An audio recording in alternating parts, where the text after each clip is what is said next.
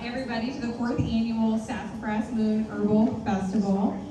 This class in particular is going to be on stocking your apothecary, Lori Jenkins, who I'm going to introduce in a moment. But first, thank you to the Union Street Tap Room for having us today, letting us pack up their facility. And just want to let you all know, so Herbalacha is the host of today's event, so you'll find them at the welcome tent. Kind of, you leave here and just go straight, you'll walk right into the tent, see some people in some yellow shirts. So I want to welcome you back there. They're having a raffle. You can learn more about upcoming classes and other things. Also just want to take a moment to thank the sponsors for this event, including Natural Foods Market, Mountain Rose Herbs, Herb Farm, Red Moon Herbs, Renaissance Bank, Three Rivers Market, Ageless Integrative Medicine and Laser Skincare, USA Wrapped, Bank of Tennessee, and Bristol Health Food Store. So this is Lori. She mentioned that she has like a little sign-in sheet going around. So I'll kind of move around, make sure that clipboard gets to everybody. If you want to put your name, Lori's constantly doing classes like this, so you can get on her list to learn more about upcoming classes, things that she has going on. But if you don't want to put your email, just put your name there, because she's going to do some giveaways during class, and your name will relate to a number. So we will make sure that you get some cool stuff along the way. Okay, so Lori Collins Jenkins is a traditional herbalist, wildcrafter, and practicing kitchen witch of over 20 years, currently living just outside of Asheville, North Carolina in Madison County. She's the owner and creatress behind Sister of Mother Earth, so you can actually find her booth out here to the left. A small batch herbal business focusing on herbal tonics, well-crafted potions, and elixirs, products made for the kitchen witch at heart, and herbal classes at St. Laurel. Lori's goals are to create community within her own local food structures and support those that grow and make our food, as well as those that create magic in the kitchen to share with those around them. Lori believes in the local food movement, so much so that she's currently serving on the board of directors as the president of the Weaverville Tailgate Market. She serves on the Mars Hill First Friday board of directors and on the board of directors for the Asheville Herb Festival. So I've had the pleasure of being in Lori's classes before. She is definitely an engaging and dynamic facilitator. I think you'll enjoy the next hour. And I'm going to turn it over to you, Lori. Thank you, everyone, for being here. I'm a hand talker, so it's going to be like this. So I do want to give you all, for being here, a discount at my booth. But you have to ask who the elite employee is at my booth. Okay. And then that way you will get 15% off. Okay? Who the elite employee is. All right.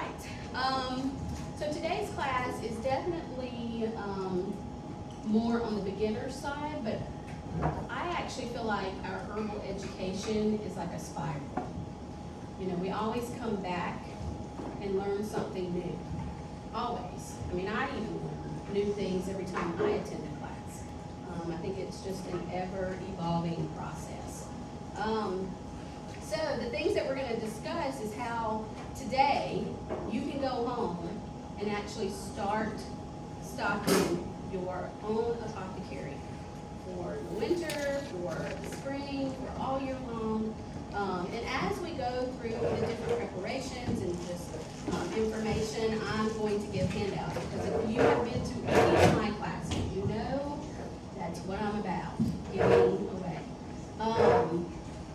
As some of the students back here can say. So I want you to go home and use the products that I make, because I love making medicine. So, all right, let's talk about, and at any time, feel free to raise your hand, comment, add to the conversation, because that's why we're all here, we're all learning together. Some very important, before we get to that, so this is the handout. I did not print it, obviously. So, for those of you that want this handout after the class, we can send it to you in an email. So you may have to take notes on something else, but I can send this to you through the email. Just come up to me afterwards so we can mark on there who needs the handout.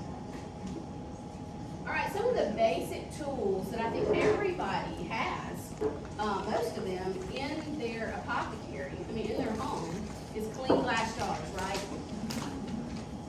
On my herbalist and witches, you always have clean glass jars. Always. Amber bottles are important to have, always. French presses. I mean, I don't know about you, but I have several French presses in my kitchen, and I'm using them constantly to press herb, to make teas, coffees, whatever I'm making. Mesh strainers, all different sizes, focus on those. Cheesecloth. There is also something that I've learned through the business, because I strain a lot of herb, is the nylon, like nut bags. Those are absolutely perfect for making medicine, especially if you want to do this all the time. Because they're easy to clean, you can hang them up, and they're dry in 30 minutes. So they are a perfect thing to buy. You can usually buy them in packs. Grinders, mortar, and pestles, but I'm going to tell you right now, I prefer a food processor. Okay, I mean, I understand mortar and pestles have a great aesthetic, but they're a pain. Okay, I don't know how they did it back in the day. Claire on Outlander just makes it look so easy. I'm like, no. Measuring spoons and cups, have a bunch of them. Like, even if you like set aside a box full of all these tools, that's what you use. A tea kettle. Always have labels ready in your kitchen. You will not remember what you've made. You will not be able to smell it and say, oh, I know what it is. No. No, you won't. I've wasted so much alcohol and oil and everything else because of that. What else do we have here? One of the most important things that I think anybody who is going to start preparing medicine for their family in their home is a materia medica. Make sure that you start writing information down about the herbs you're using and keep them somewhere. Keep them in a book. Put them in, I have on my counter these, I'm kind of fancy. I have a little chest that has all my recipes in it. And I will put things on those recipes, about the herb. But I also have a big materia medica that I have made. Because that is your family's resource to herbs. So at some point, your children or anybody in your family, they can go to that book and pull it out and be like, this is what I need. Start putting everything you learn about those herbs. And I will add this as a caveat. When you start working with herbs, choose 5 to 10 herbs, and that's it. And we're going to talk about some of those herbs today. Those are the herbs that you need to know frontwards, backwards, how to make all kind of medicinal preparations. Because you will find in this class that there are herbs that you can make so many things out of, and you only need a few. And you will be able to do all kinds of things in your home. Scales and bowls. So all of those things are probably things that I use all the time when I am making medicine. They're always available in my kitchen. So let's talk just a minute for menstruums. Now, a lot of my classes focus on being able to afford to do this. So I feel like herbal medicine is the people's medicine. You should be able to go to the store, get what you need, and go home and make it. I don't think that it's an elite kind of thing. It is something within us. It's not, something that we can buy or somebody deems us worthy. Every one of you sitting in this room has this capacity. It's already in your DNA, because guess what? Your ancestors did this a long time ago. So it's already there. You just need to be reminded of it. And you know how you're going to be reminded of it? By doing it. By just starting right away. So the things that I like to keep in my apothecary always on stock is oil, all different kinds. Olive oil, jojoba, sweet almond, coconut, all different kinds of oils. I will tell you this, olive oil has the longest shelf life. Takes the longest to go rancid, and you will know when it goes rancid, you'll be able to smell it. Sweet almond oil, jojoba are really great for the face. You do not want to use olive oil for the face. If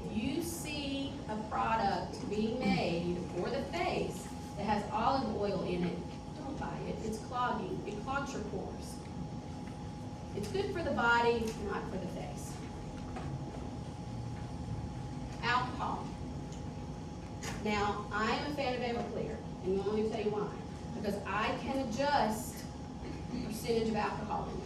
Because it's already high, and there are lots of different herbs that require different levels of percentage of alcohol.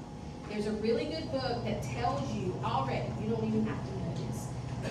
Richo Check's Making Plant Medicine is the book you need to keep in your kitchen all the time.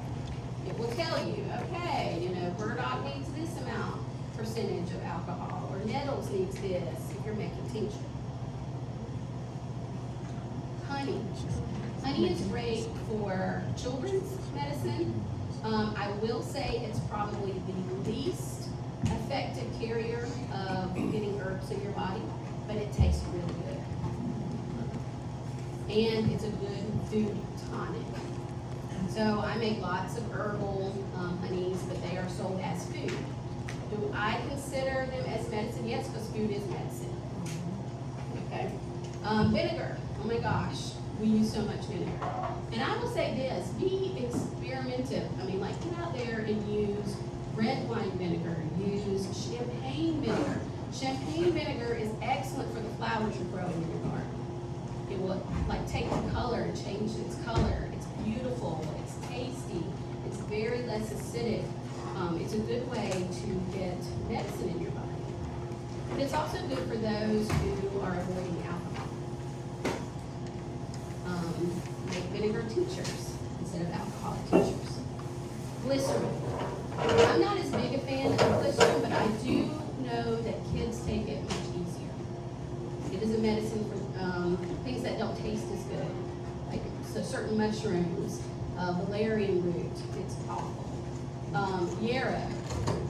I'm not a big fan of taking yarrow. It's pretty nasty, actually.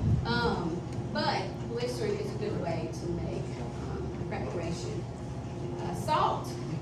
Salt is a great way to preserve herbs, especially if you have an abundance of herbs growing in your garden. You can take a fresh herb, grind it with the salt, and store it that way. Because over time, salt is going to absorb the moisture from that herb, and then it becomes infused with that herb. So let me give you an example of how it can be medicine.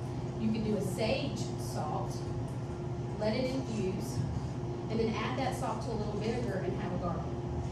Add it to a little tea, sage in your tea. There's so many ways to preserve and like mix these different menstruums to make medicine. And then of course water. Always have good water, good clean water, spring water. Those are good for infusions, decoctions, washes, things like that. Other things that I like to keep is beeswax. So if you've got a local guy, you know, ask them for some beeswax. That's always good to have.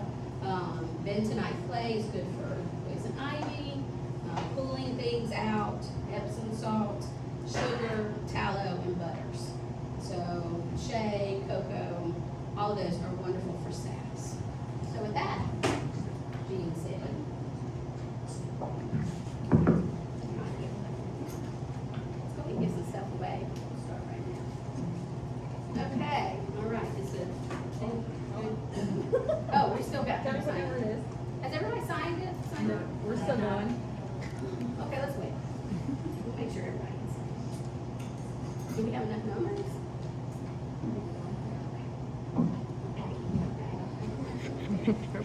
All right, storing. Let's talk a little bit about storing your herb. I was going to get into the whole irradiated, organic topic. It's a big topic, but I'm just going to say this. You know, anytime a company processes further than just breaking it down after it's dried, there's going to be some risk involved. So this is why I think it's really important that you buy local herb, you get to know your local herb, and not be so dependent on other herbs that you can't get near your home. Listen, we live in the most biodiverse area, and I might be biased, in the world.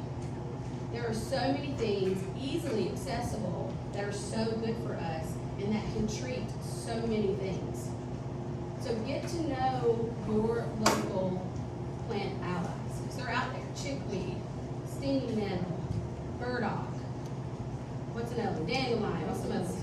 Golden seal, goldenrod, black cohosh, elder. Yeah, yarrow. Yellow seal. Dandelion. Yeah, there's so many. Oh my gosh, we don't need all the other herbs. We got these. And I mean, we are completely blessed for that. So get out there and meet those plant allies. Mullein is a big one. Yeah, absolutely. So storing these herbs that you either process or buy from local farms, and listen, I get it. Buying from local farms is expensive. I'm absolutely aware of that because I buy from local farms. But it's absolutely worth it. They're not treating, they're not heating, they're not blasting your herb with radiation. And I'm not a big conspiracy theorist. I'm not going to get into all that. But I do know that the more times something is handled, the less good it is for us. Food. So think about that when you are budgeting for your herbal medicine. You know, try to put in there, you know, a little bit of room for locally grown calendula. You can absolutely see the difference in, you know, something that is brought from across the country to something that's just grown down the road. Or grow it yourself, even. It's super easy to grow. Store in glass containers. Store out of sunlight, somewhere dark and cool. They will last for years in those jars. For years. I have some. So a neighbor friend of mine started a hemp farm years ago, and before they made it, doing all this other stuff, they're like, hey, you want some hemp? I was like, yeah, sure.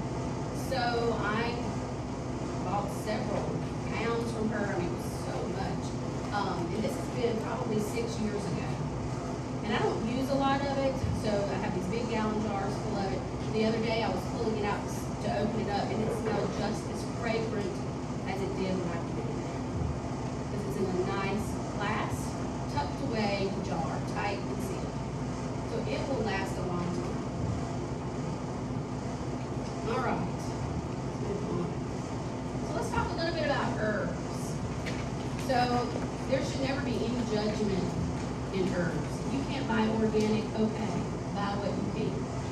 If you can buy organic, do it. But that's okay if you can't. Actually, this room here, I taught the first Sassafras Fest. We did a fireside room here. So I feel like it's, like I said, we come back circle, right? So, you know, it's important to understand that not everybody has the capacity to buy the organic horseradish or organic ginger. It's still good medicine. They're making it for themselves. There's power in that already. But I remember somebody messaged me later after they got home, and they're like, oh man, fire cider is so good, but, you know, I had to make it with just grocery store ginger. I'm like, what? Which? You're doing just what you're supposed to be doing. It's going to be the best medicine you've ever made. So remember that. Don't be so hard on yourself, because I know that happens in this world, in the herbalist world. I know it happens. And this is real life. You know what I mean? Stuff costs a lot of money. So these are the things that you can buy at the grocery store that are easily accessible. You buy them organic. They're not super overpriced. Sage, oregano, thyme, rosemary, basil. You can even buy basil in the produce, like little plants. Grow it in a sunny window shield. Ginger, garlic. Oh my gosh, y'all. Have y'all been to Mystic Roots booth that has the garlic braids with all the flowers? Oh my gosh, y'all. That's pure magic. If I had that hanging in my, I would love that. Use fresh garlic when possible. Always. Did I do that? Oh, I'm not on. Sorry, y'all. Thank you. Definitely buy lots of garlic, especially when it's in season. And here's some ways that you can actually preserve your garlic for the whole year. Put it in vinegar, so you have a nice, strong garlic vinegar. Put it in salt. Who doesn't use garlic salt? Okay. Dry. Some use the skins powder it and use it as seasoning. There's so many ways that you can add garlic into everything. Plus, put it in a little oil and use it for earaches, inflammation, things like that. If you are super lucky and you have some mullein growing on your property, take some of the flowers when it's blooming next year and add that with your garlic oil. That's great for earaches. Parsley, you can get at the store. That is great for high blood pressure. Turmeric, great for inflammation, and it's super tasty and good for you. And fennel, acid reflux. All of those things are super available. And you could go to the store today and get every one of those, and you still wouldn't break the bank. And you have lots of medicine sitting there. The sage is great for hormones. It's great for sore throats. It's great in teas for your brain. You know, oregano is the same way. I can't tell you how many times somebody comes by my booth. Do you have oregano oil? I'm like, which go home and make that yourself. Oh my gosh, are you kidding me? Buy some oregano, fill your jar 1/3 full, pour your olive oil on it, and you've got oil of oregano. Super easy, okay? I don't need to make that for you. You can do that for you. Let's talk a minute about wild herbs, because I use a lot of wild herbs in what I offer to the public. And I will say this, Herbalacha is a great school to learn about all these things. They do a lot of plant walks. They have a lot of classes where they focus on wild herbs in this area. I will also say Chestnut School of Herbal Medicine is a good one too. And Rosemary Gladstar's The Science of Herbalism is a great courses to take. So one of my favorite herbs that is actually popping up again right now is chickweed. Anybody know what chickweed looks like? It's this beautiful, low-growing, cooling, like blanket herb. Every time I see a nice big patch, I just want to lay down, because I always run hot. So I really like using chickweed. I like it for eye infections. I have a little eye cup, and I'll brew some chickweed tea with maybe a little bit of rose. If somebody says, hey, I got, some like pink eye, or my eyes are really red or dry, I will use chickweed to do that and do a little eye cleanse. It's really, really high in vitamins and minerals. It's just so good for you. Red clover. I think we just kind of went through that season. You might still see a little red clover popping up. That is so good in vitamins and minerals. Yes. Yes, you can use that. But did everybody hear her? No. So purple dead nettle grows, when you want to harvest it, early in the spring. When it's just about this high, it's already got the purple part on it. But once it gets too big, it's really, really fibrous, and you just can't eat it. It tastes nasty. You won't say it. Yeah. All right, yarrow. Oh my gosh, look all the things you can do with yarrow. So I love to make yarrow into a styptic powder. Can anybody tell me what that is? Yes, stop thinking. So I got a little story to tell. Some of you Herbalacha folks, you already know this story. So I'm not really good with knives, and I was cutting some tomatoes with a mandolin. We know what's happening, right? Okay. So to go back, I keep a little jar in my kitchen of honey, yarrow, and sometimes garlic. It just depends on if I make it and add it. Just right above where I do all my chopping and my cutting because of this reason, because I cut myself a lot. I was slicing some tomatoes and sliced off the top of my thumb. In fact, so much so I could pick it up. And nobody was at home at the time. It was the night of my children's prom. I was a little frantic. It was just one of those crazy days. And so I grabbed my thing and stuck my finger down into that honey. Because that's what it's made for. It's like a little teeny jar. And do you know, like you can actually barely see it now. I have no pain, because a lot of times when things like that happen, there's a lot of nerve pain. Like it can still hurt even after it's been healed for a long time. I don't have anything like that. And the bleeding stopped almost immediately, because that's what yarrow does. Yarrow is amazing that way. Plus it's beautiful. It's also really good in women's health care. It's really good to chew as a poultice, even though it's nasty. Let's just say you're outside in the garden and you cut yourself, you can chew it up and put it on there, it'll help stop bleeding. Plus, it's almost like nature's Band-Aid. It's not a whole lot of fun to pull off, but it does pull off in your little sheet. You're bleeding and it stops. So it's super good to grow, and it's so easy to grow. The first time I grew yarrow, I did kind of like a roof stout thing. I just kind of threw it down and covered it up and left it. And it was this big, beautiful patch of yarrow that I had for me. So it's so easy. Everyone should have this in their garden. Stinging nettles. Okay, I realize a lot of older folks in here probably think, how would anybody want to be around stinging nettles? I can't tell you how many times my grandparents have said, what you want to do with stinging nettles? They burn you. They hurt you. Well, yeah, they do. But they're really good for you. They're very high in iron. They're high in vitamins and minerals.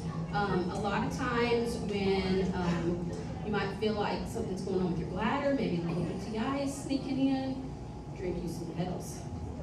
I just like to drink some nettles a couple of times a week. Now for me, we're not even going to get into energetics today. I feel like that's a whole nother ball game, but I run high and dry. Nettles is the same way. So what do you think is going to happen in my body? It's going to make it worse, right?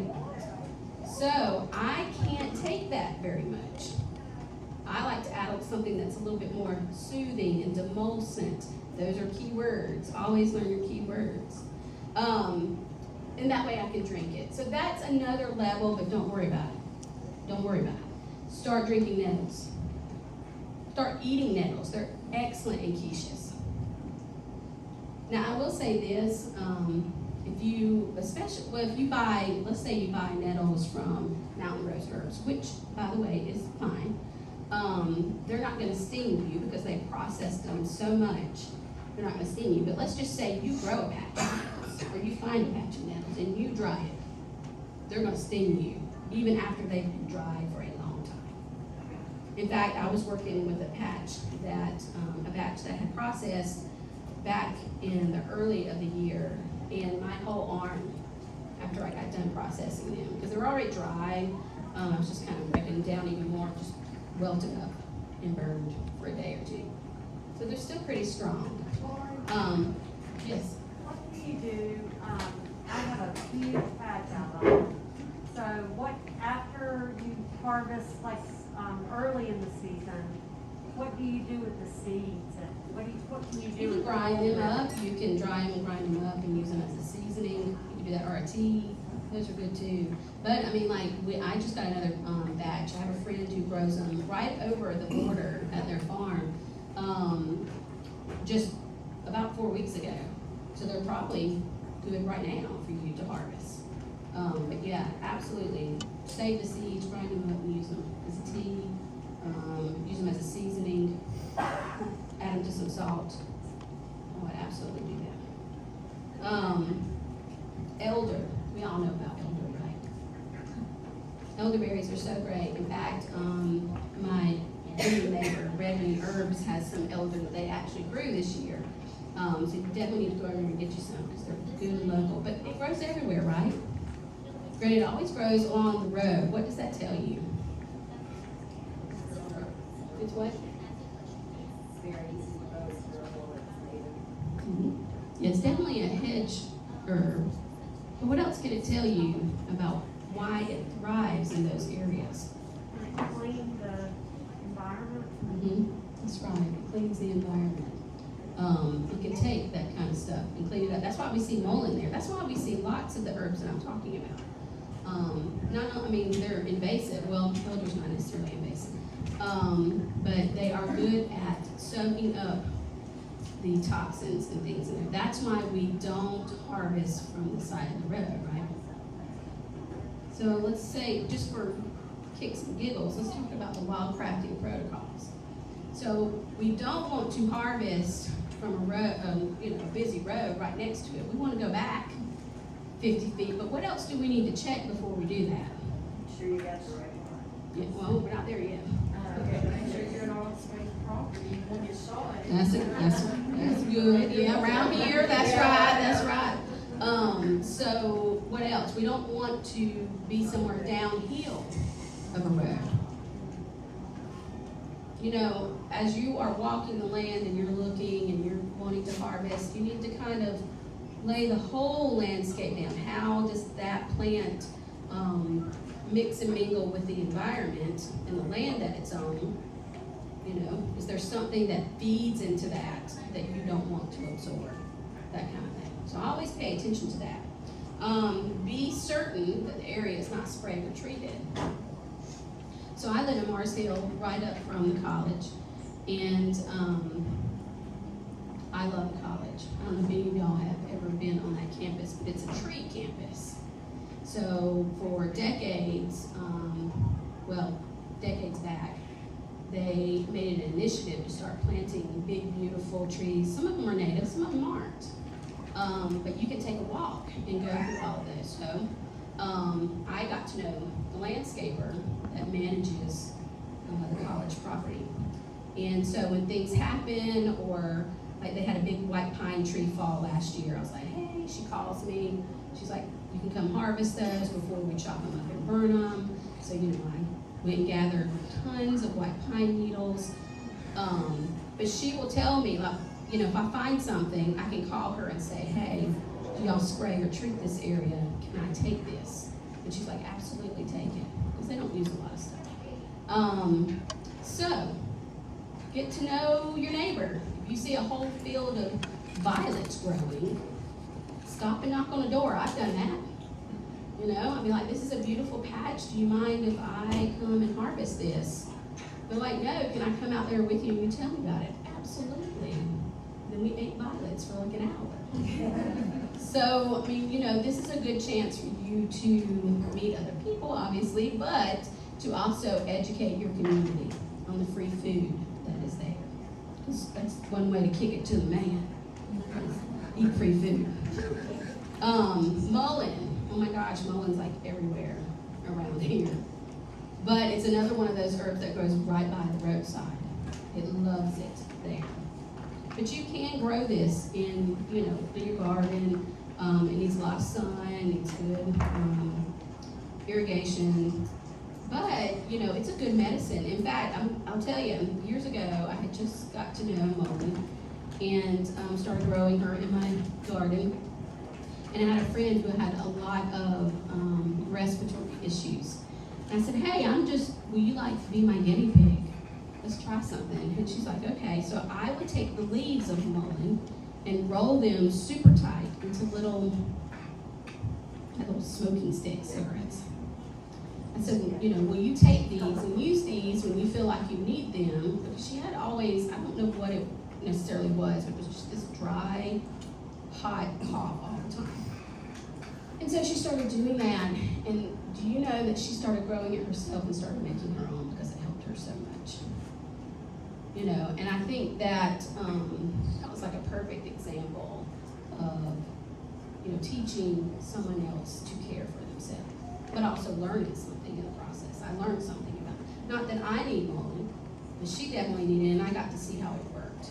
And how easy was that? She would just, because I remember, you know, harvesting them, slicing them down the middle, and then just rolling them real tight and clipping them so that they would dry that way. And then you could just light it and smoke it. Is that not cool? It's just all right, plantain. Plantain is probably one of the most amazing. And if you're of the older generation, you got to shoot them off at your friends. Do y'all remember doing that?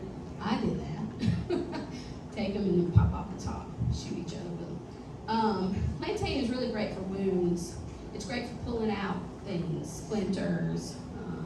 It's great for bee stings, mosquito bites.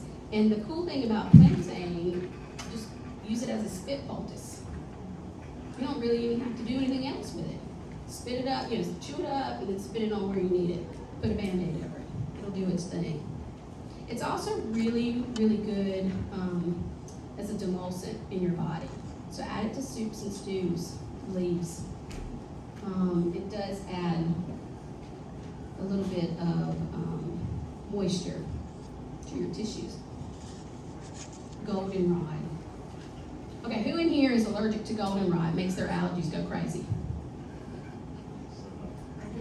Better not be anybody in here.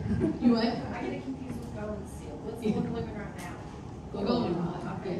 No one should be allergic. Allergies do not cause, or not caused by goldenrod. Can anybody tell me why? Too big. I'm sorry, what? Insect pollen? They could be. Pollen. Thank you. Yes, the pollen is, it won't go anywhere. Ragweed pollen just flies all over the place. You can see it everywhere. Goldenrod pollen does not do that. You would have to just go and roll around and rub it all on your face. And even then, I doubt anything would happen. All right. So, goldenrod is excellent for UTIs. It's great with cranberries. Make you do a little syrup with cranberry juice and goldenrod. Keep it in the refrigerator. It is so good for that. It's also even good for your allergies. If you do have allergies. It's a great wound healer, and it's excellent in vinegar. It's really good and high in vitamins and minerals. All wild herbs are high in vitamins and minerals. So if you're eating these and incorporating these more in your diet, you might not necessarily have to take a vitamin every day if you do. You're getting it all through your herbs. All right, let's move into the cultivated herbs. Lemon balm. Everyone should have lemon balm in your garden if you're growing, or a pot of it right by your door. It's great for stress, anxiety. Who doesn't need that right now? It's good for kids, helps them sleep. It is just one of those herbs. I like to think that lemon balm is like the friendship herb. I don't know why. I've always felt that way. I've always felt like it's just one of those herbs that you could give away to friends. It means friendship and community. It's just one of those happy herbs. Make a jelly with it. Eat your herbs. Arnica. Grow some arnica always. Not one of us in here, I'm gonna put money down. I know I don't have that money. I would say that one of us has some sort of achy pain somewhere. If you're above 40, absolutely. And it probably happened as like a phantom pain. You don't know where it came from. Arnica is great for that. Sore, achy muscles, bruises, it's excellent for that. Make it into an oil, infused oil, which when you get the handout, I have a couple of recipes. So like easy, simple, this is how you make this recipes, and one of them is an infused oil. And I'll just give you a little recipe. It's 1 pint jar, 8 ounces of oil, and fill your jar 1/3 full of the herb. Okay? Super way to do this is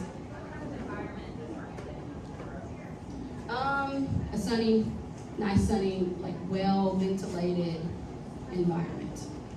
Yeah. Is it a green or annual and what is the survival? I have to reprint mine. Does anybody know the answer to that question? It's an annual. Okay. It doesn't come. Well, no, I mean, it just doesn't come, I don't know if it just gets too cold. Does anybody else know the answer to that question? For it to survive, Mhm. like, in the ground. Yeah.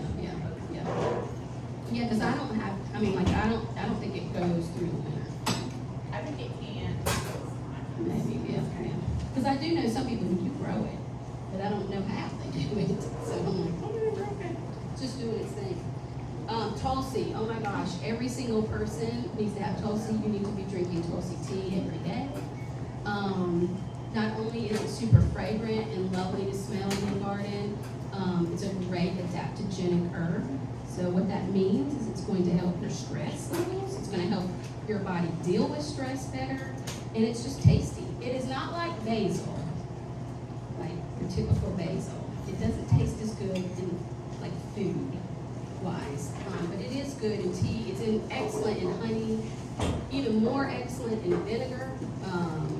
I actually have an Oxymol that is half off right now that has Tulsi, Damiana, and Rose. It is most excellent. I love it. Very tasty.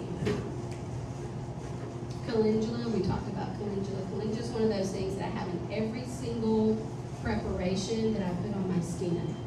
It's very soothing to the skin. It's emollient. It's very nourishing and moisturizing to the skin. Plus, it's super tasty in soups and stews. It's one of those that is nice and emulsient to add to soups and stews. It makes like a thickener.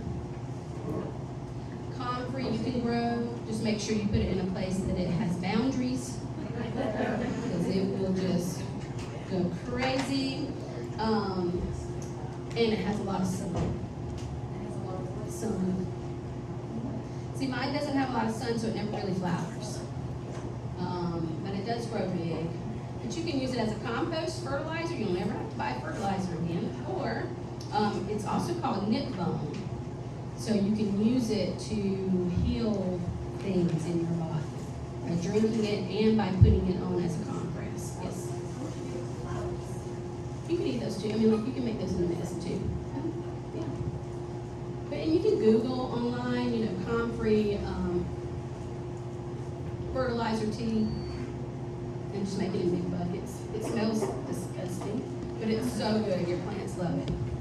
And you need something like that in your stash to grow the things that you need. So it's one of those plants you need to have in your garden. And mint, always. Always have mint. Have bunches of mint. Have all kinds of mint. You know, mint is so good for so many things. For stomach aches, for bugs, keeping spiders out of your house. Well, like me, we live in the woods and the mountains, we got spiders. In fact, we just pulled up our driveway the other day. One was just hanging in midair. You couldn't see the string. You couldn't. You're like, what is happening right now? So it is really, really good. Headaches. It's so good to have all the time. And chamomile. Everybody needs to have that. And you know, I've never been successful at growing that herb, but I do have some friends who have. But that one's really good for lots of different things. Pain. For anxiety, stomach issues. Children tend to take it a little easier, make it into gummies. Make a jello out of chamomile, you can do that. And then of course, echinacea is always good to have growing, and it's super easy to grow here. But the one thing about echinacea is you have to grow it for a couple of years before you can harvest the root for medicine. But that's good for cold and flu. Okay, so we've gone through the herbal part. Does anybody have any questions? You want to add anything? Okay, so let's talk a little bit about the resources that are out there for you. I have a couple of books that I have used for decades, and I love them. Some of them are older than myself. They're so good, and you need to have some good, solid books in your library to help you, because you may not always have access on the internet. So this is why you also need to be making your herbal materia medica, so that you have all these recipes and things in it.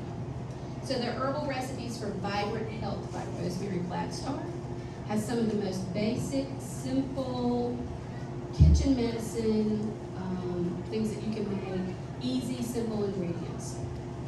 And it's a beautiful book. Lots of recipes. It's definitely one you need to have. The Homegrown Herbalist is another one you need to have. That's by Dr. Patrick Jones. The Modern Herbal Dispensatory, a Medicine Making Guide by Thomas Easley. That one is a little more expensive, but it's absolutely like a wealth of information. The Modern Herbal Dispensatory, a Medicine Making Guide. The Way of Herbs by Michael Tierra. That book has gotten a lot of use from me. And the one that I mentioned before, Making Plant Medicine by Richo Czech, that's a fantastic one too. I think there's 75 herbs covered in that book. It's worth every penny. Herbal Recipes for Vibrant Health. The Herbal Handbook for Homesteaders. Now that is actually written by Abby Artemisia, who is a dear friend of mine. She is local. So support that local author. She's fantastic. And she gives plant walks all the time. She owns the Winder School, which is a nonprofit school here in North Carolina. What's her last name? Artemisia. She does what kind of walks, or walks? Oh yeah, lots. And she does them down at, well, she does them all over, but a lot of the ones she does is at the UNCA Botanical Gardens, so it's super close by. And the last one, The Healing Garden by Juliet Blankensport, who is another local author. And that is a huge book worth every penny. She gives a plethora of recipes, pictures. She's an amazing plant photographer, so you actually get to see a lot of these plants up close, which also helps you to identify them better. Because, I didn't even mention the most important part of all, I think, be 200% sure you know what you're harvesting. There's a story that I like to tell that I learned as a student. There was an herbalist who has been around for a very long time. She's written a lot of books. Who was giving a plant walk and took a bite of something that she thought she knew what it was. You know, she's an herbalist. She's been doing this a long time, so you get real comfortable in what you think you know. What put her in the hospital for 3 weeks because she took in hemlock and it was very young. It was very, very young. It was a young plant. Anyway, so let this be a warning that even the most well-seasoned herbalist can still make mistakes. Does this mean that you should be scared? Yeah, well, yeah, there needs to be a little bit of fear. But you need to learn. And the more that you work with a plant, like I can tell you right now, there will never be any doubt that I'm always going to recognize chickweed. It's probably my plant. I know that plant frontwards, backwards, blindfolded. But I always go to it with caution because I don't want to hurt anyone. I don't want to hurt myself. I remember years ago, I used to teach piano a long time ago, and one of my students was outside playing in my yard while his sister was taking piano, and they're like, "Oh my gosh, you have elderberry in your yard." Now y'all, I was in South Carolina where I was, elderberry does not grow. I said, "Sir, we don't have elderberry here." "Well, yes, you do. My mom made some elderberry syrup from that same plant." Okay, let's go look at this plant. And do you know what? Can anybody tell me what you think it was? Hope. She's like, "Oh my God, I could have killed my kids." I was like, "Yes, ma'am." So not that there would have to be tons of it, but anyway, it's important to know your plants. Ask people. Use at least 3 references, books, when you go out wildcrafting. Know your plants before you harvest them.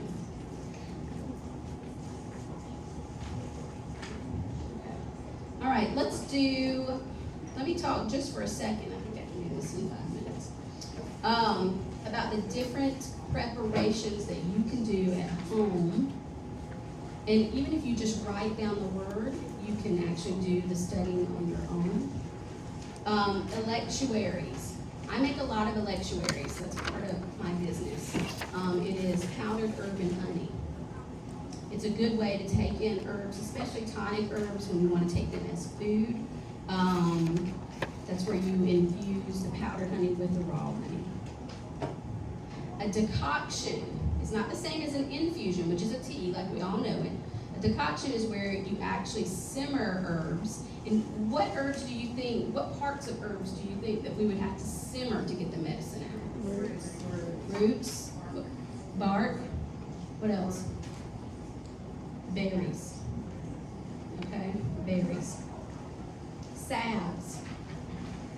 Salves are great for skin ailments. I make a lovely creaky bone salve. What do you think that's for? What do you think's in it? No, actually. Cayenne and ginger. Cayenne. If you can grow peppers in your yard, you better be growing some cayenne. That is a huge medicine. Yes, so we have that, and that helps with like achy joints, pains, things like that. Just don't touch the sensitive areas. My husband learned that. Okay. Poultices. A poultice is where you mix powdered herbs with enough water to make like a paste, and you put it on your body. An infusion is a tea where you take the above ground parts of a plant with water or oil, vinegar. It's an infusion. You're infusing it with that menstruum. Tincture. What's tinctures usually made of? Alcohol, that's right. But if you're avoiding alcohol, you can use vinegar or glycerin. And oxymol, let's see if anybody can answer that. What is that? Vinegar and honey. Honey and vinegar. You don't always have to use apple cider vinegar. I know that's the go-to. It lasts longest in our kitchen, but there's so many other vinegars. Last year I made a balsamic fire cider. It was chef's kiss. It was fantastic. It's expensive to make, so I didn't continue making it. It was so good. And glyceride. So that's, you can do that as a tincture as well. So look up those terms. Practice those. I do have a lot of the recipes on here, and if you want it, make sure your email's on there. But I have a tincture recipe, a simple syrup recipe, a lip balm recipe. Y'all, even though I have lip balm for sale, make your own lip balm. You can make 24 of these in one batch. Think of how much money you're going to save. A salve recipe and an infused oil recipe. So you can do all of this like in a day. Look, you can buy garlic and make like a garlic oil, a garlic vinegar, a garlic salt. But think of all this stuff you can make like just in an afternoon while you're making dinner. This is what it's all about. And start using it. Does anyone have any questions?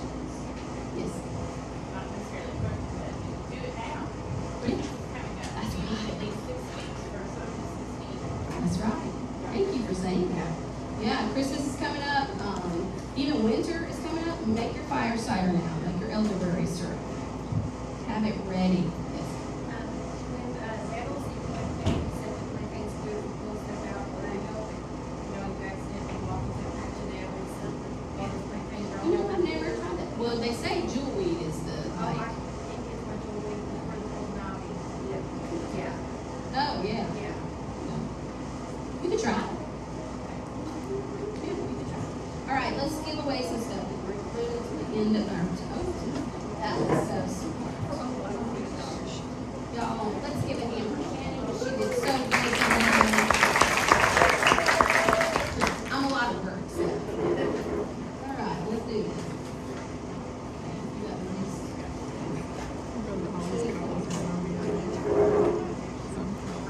Oh, Ryan. Ryan. Oh, of course. Come up here and get some. Okay.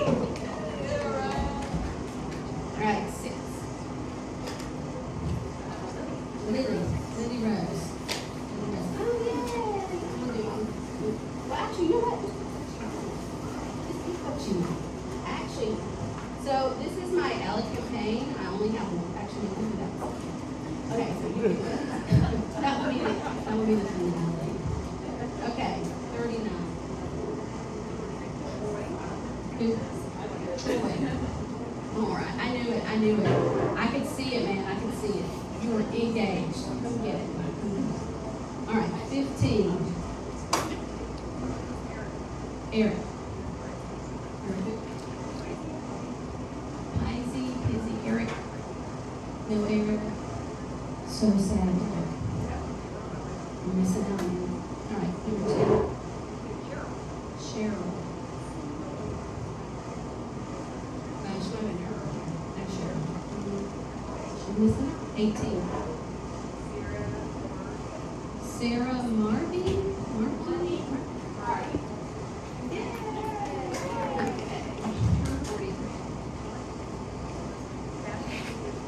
Kathy Latula. Pick one of these. 34.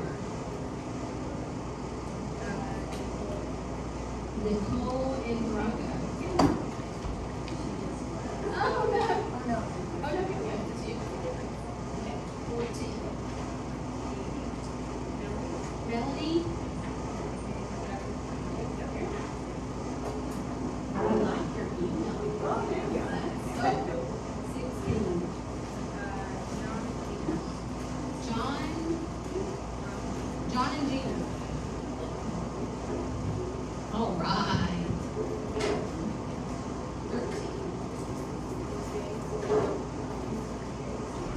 Chase Stanley. Oh, yeah, I saw you too, man. You were engaged. I'll put you something. All right. Over here. Oh, looks like lip balms. You must need some lip balm. There you go. We all need it. 45. Amber. What's all that you? Okay. Amber. 12.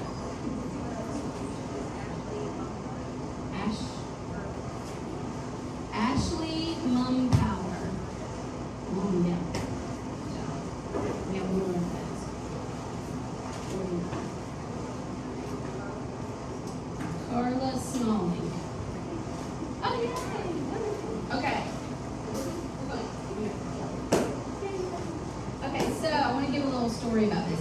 We decided to grow some elecampane. Yeah, it was last year. Well, we harvested it last year. This was a very special plant for me. I've never grown this plant. And if you've ever grown, has anybody here grown this plant? It's a beautiful plant. It is very magical. It is of the fairy realm. In fact, I think it's also called elephant shot because it's tricksy. But it is amazing for coughs and your upper respiratory system. But it is a labor of love to get that beast out of the ground. So my oldest child and I spent about 2 hours because I want, when you dig up roots, you want to make sure you dig them whole.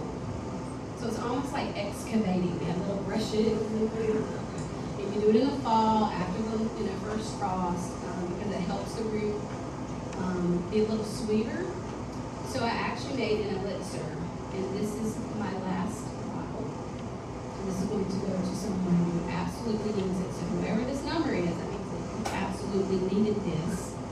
Okay? All right. And I'm giving you a little bit of my heart with this because when I plant things like that, I put a lot of love and magic into it.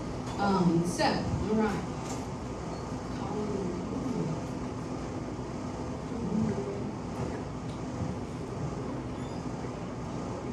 Maria Costa. Oh, very good. Yay. Yeah. Okay, folks, I'm so grateful for each of you. I've made this my business over the last 7 years. I absolutely enjoy teaching classes, so I hope that I get to see you again in one of my classes. But I hope you have a great rest of the day. If you have any questions after class, just come on up here. Thank y'all.